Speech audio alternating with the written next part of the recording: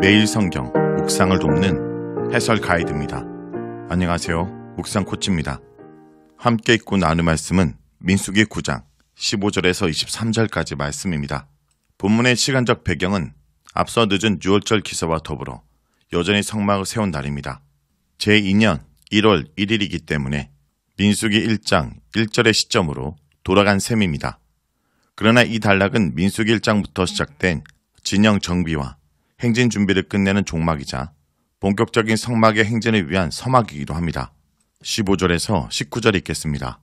성막을 세운 날에 구름이 성막 곧 증거의 성막을 덮었고 저녁이 되면 성막 위에 불모양 같은 것이 나타나서 아침까지 이르렀으되 항상 그러하여 낮에는 구름이 그것을 덮었고 밤이면 불모양이 있었는데 구름이 성막에서 떠오른 때에는 이스라엘 자손이 곧 행진하였고 구름이 머무는 곳에 이스라엘 자손이 진을 쳤으니 이스라엘 자손이 여호와의 명령을 따라 행진하였고 여호와의 명령을 따라 진을 쳤으며 구름이 성막 위에 머무는 동안에는 그들이 진영에 머물렀고 15절에서 18절은 성막 위에 덮은 불기둥과 구름 기둥에 대한 내용입니다. 현재 본문의 시간적 배경은 성막을 세운 날입니다. 출애굽한 후 제2년 1월 1일이기 때문에 민수기 1장 1절의 시기입니다. 그러나 이 단락은 민수기 1장부터 시작된 성막을 중심한 진영 정비와 행진 준비를 끝내는 종막이자 본격적인 성막 행진을 위한 서막입니다. 본문에서 나오는 성막의 가장 큰 특징은 건물 자체의 화려함이나 미적 우월함 또는 웅장함이 아닙니다. 더불어 성막의 크기는 별다른 의미를 부여할 만하지 않습니다. 물론 금이 약 1톤 정도 사용되는 등 어느 정도 제작 비용이 들어가긴 했지만 주변의 여러 강대국의 신전과는 비교할 만한 수준이 아니었습니다. 그럼에도 성막이 가장 위대한 신전이었다고 할 수 있는 이유는 바로 성막 안에만 하나님의 불기둥과 구름 기둥이 내려왔고 그곳이 여호와의 영광으로 가득 찼기 때문입니다. 이 단락은 성막과 진영의 행진의 특징에 대한 원론적인 진술이기도 합니다. 요약하자면 그것은 구름 기둥과 불 기둥의 움직임에 따라 진영이 행진했다라는 것입니다. 성막을 세운 날 구름이 성막, 곧 증거의 성막을 덮었습니다. 여기서 성막은 증거의 성막, 곧 증거막이라 불립니다. 궁극적으로 십계명 때문입니다. 십계명의 두 돌판이 성막의 가장 근원적인 토대임을 보여줍니다. 십계명은 모든 율법이 축약된 하나님의 핵심 계명으로서 하나님의 통치 기반입니다. 결국 성막은 그 십계명의 하나님께서 이동하심을 따라 움직입니다. 민수기는 성막 위에 내린 구름과 불을 기둥이라 표현하지 않지만 출애굽기는 그것이 기둥 형태임을 증언합니다. 15절에 의하면 낮에는 성막 위에 덮은 구름이 보였으나 저녁이 되면 성막 위에 불 모양 같은 것이 나타나 아침까지 머물렀습니다. 그러나 출애굽기의 마지막 구절인 40장 38절에 의하면 구름 기둥과 불 기둥은 별개의 기둥이 아닌 둘이 합체된 하나의 기둥임이 분명합니다. 그것은 불, 구름 기둥입니다. 19절에서 23절 읽겠습니다.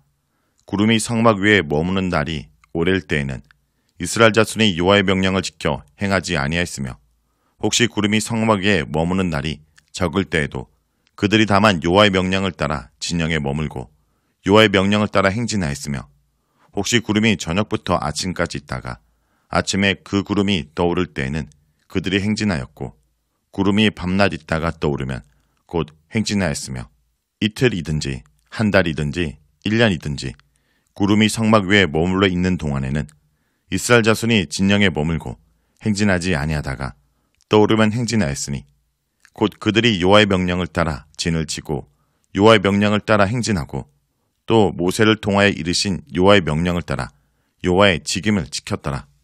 본문에서 불구름 기둥은 하나님의 임재 현상이었습니다. 이것은 성막 완성과 더불어 출현한 것이 아닙니다. 성막 완성 전에 이 기둥은 시내산 위에 출현했습니다. 시내산 꼭대기에 하나님께서 강림하실 때에 구름이 정상을 빽빽히 둘러쳤으며 천둥 소리와 나팔 소리가 울려 퍼지는 가운데 구름 속에는 번갯불이 번쩍였습니다. 또한 연기와 같이 자욱한 구름 속에 하염이 불타고 있었습니다. 모세는 하나님의 부름을 받고 그 구름 사이로 들어가 하나님과 대면하여 만났습니다. 이러한 신적 구름은 천상의 이미지를 동반한 현상으로 천상의 구름이 일시적, 가시적으로 드러나는 현현입니다. 동시에 이 초자연적인 구름은 레위기 16장 13절에 비춰볼 때 틀림없이 하나님의 압도적인 영광의 강체와 강력한 하염을 가리는 역할을 했던 것이 분명합니다. 레위기 16장의 속죄일 규례에서 하나님께서는 대제사장 아론에게 지성소에 입장하기 전에 우선 안전조치를 취할 것을 경고하십니다. 그것은 향로에 향을 피워서 지성소에 들어가 그곳을 향연으로 가득 채우라는 것입니다. 향연을 피우는 목적은 바로 속죄소를 가리기 위함입니다. 그리하면 아론이 죽지 않을 것이다 라고 말씀하십니다. 바로 이 향연이 히브리어로 아난입니다. 이 아난은 현재 본문의 구름 그리고 시내산 정상을 빽빽히 둘러친 바로 그 구름과 같은 단어입니다. 다시 말해 아론은 향을 구름을 피워 속죄소를 가림으로써 죽음을 면했습니다. 마찬가지로 모세는 구름이 둘러쳐진 시내산 정상으로 입산했습니다. 따라서 이 구름은 하나님의 영광의 강체와 하염을 가려 인간과 다른 피조물을 보호하기 위함이었음이 분명합니다. 그러나 이 하나님의 불구름 기둥이 시내산 정상에 최초로 출현한 것은 아닙니다. 이스라엘 민족이 애굽을 떠나던 날 밤부터 구름 기둥과 불 기둥이 출현하기 시작했습니다. 불과 구름 기둥은 이스라엘 백성과 애국 군대 사이를 가로막기도 했습니다. 하나님은 불 기둥과 구름 기둥으로 강림하시어 그 기둥의 이동과 더불어 탈출한 이스라엘 백성을 이끌고 시내산에 도착하셨습니다. 이제 이 기둥이 시내산의 성막으로부터 떠오릅니다. 이로써 구름 기둥을 따르는 이스라엘의 행진이 시작되었습니다. 그들의 이동은 주로 낮에 이루어졌기 때문에 낮에 보이던 구름의 인도를 받았다고 볼 수 있습니다. 구름이 떠올라 이동하면 백성들도 이동했고 구름이 머물면 그 자리에서 성막을 세우고 천막을 쳐 진영을 구축한 뒤 머물렀습니다. 구름이 성막 위에 머물러 있는 한 그들도 움직이지 않았습니다. 만일 구름이 오랫도록 성막 위에 머물면 이스라엘은 여호와의 명령을 준수하여 행진을 하지 않았습니다. 여기서 여호와의 명령이라는 말은 원어적으로 정확히 말하면 여호와께서 주신 준수사항이다라는 것입니다.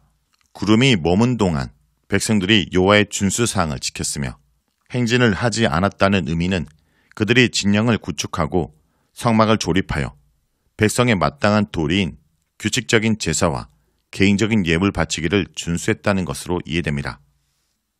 21절에서 23절은 구름의 이동과 백성의 신속한 반응을 보여줍니다.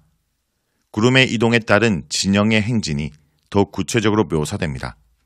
만일 구름이 아침에 떠오르기 시작하면 백성들도 천막을 걷고 성막을 분해한 뒤 행진을 시작합니다. 이어지는 구름이 밤에 있다가 떠오르면 곧 행진했습니다. 이 말은 낮과 밤을 가리지 않고 구름이 움직일 수 있다는 뜻으로 이해됩니다. 무엇보다 이것은 현현하신 하나님의 움직이심을 따라 백성들이 움직였다라는 것입니다. 따라서 만일 구름이 이틀 동안 머물면 백성도 행진을 멈추고 이틀을 수경하며 기다렸고 한 달을 머물면 한 달간 진영을 구축하며 지냈습니다. 만일 구름이 장기간 머물러 1년 동안 움직이지 않으면 마찬가지로 백성들도 그 자리를 이동해서는 안 되었습니다. 이동을 시작한 구름이 갑자기 방향을 왼쪽으로 옮기면 백성들도 왼쪽으로, 오른쪽으로 방향을 바꾸면 백성들도 오른쪽을 향해 행진합니다. 여기서 오늘의 기독교인과 교회를 위한 중요한 교훈이 주어집니다. 강야에서 행진은 전적으로 하나님의 인도하심을 따른 이동이어야 한다는 것입니다. 그들에게 신의 강야는 초행길이었습니다. 그 중에 강야의 시험이 있는 사람들도 있었을지 모릅니다. 그러나 그런 경험이나 진리적 익숙함과 강야 도로에 대한 지식은 전혀 중요하지 않았습니다. 그들에겐 나침반도 지도도 불필요했습니다. 오직 필요한 한 가지는 바로 구름 내비게이션이었습니다. 이 하나님의 내비게이션은 결코 오류도 없고 오작동도 하지 않는 완벽한 내비게이션이었습니다. 오늘날 다양한 강야길을 걷는 하나님 백성들에게도 이 하늘의 내비게이션이 바로 우리가 읽고 묵상하는 말씀인 것입니다. 자, 여기까지가 민수기 9장 15절에서 23절까지 말씀입니다. 오늘 말씀을 통해 우리는 무엇을 묵상하고 적용해야 할까요? 구원받은 백성은 매일매일 주님의 인도하심을 바라보며 나아가야 합니다. 이스라엘 백성은 여호와의 명령에 따라 길을 떠나고 진을 쳤습니다. 구름이 성막 위에 오랫동안 머물러 있으면 오랫동안 이동하지 않았고 구름이 하루 만에 움직이면 이스라엘 백성도 하루 만에 떠났습니다. 그들이 스스로 길을 재촉하거나 지체하지 않았습니다. 이스라엘이 그랬듯이 오늘 우리도 그러해야 합니다. 우리도 길 없는 강야 같은 세상을 통과하는 중입니다. 그런 우리들에게 유일한 길은 바로 예수님이십니다. 예수님이 바로 우리의 길인 것입니다. 오늘도 우리의 친절한 인도자이신 예수님을 따라 살아가는 주의 백성들이 되길 간절히 기도드립니다.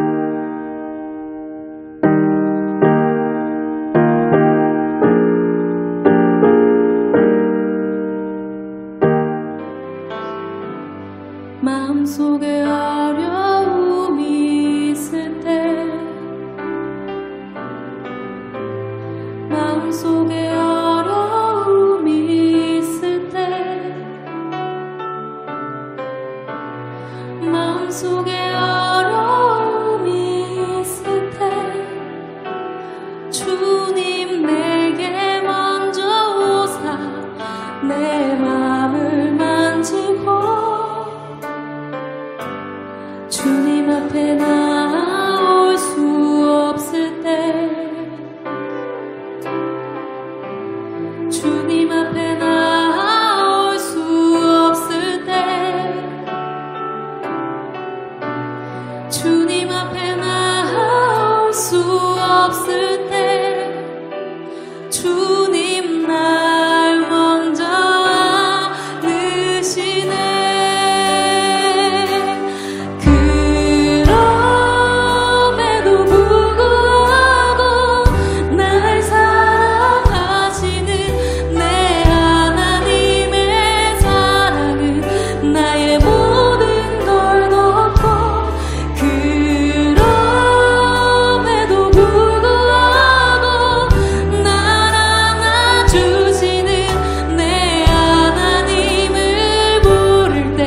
아버지라 부르죠.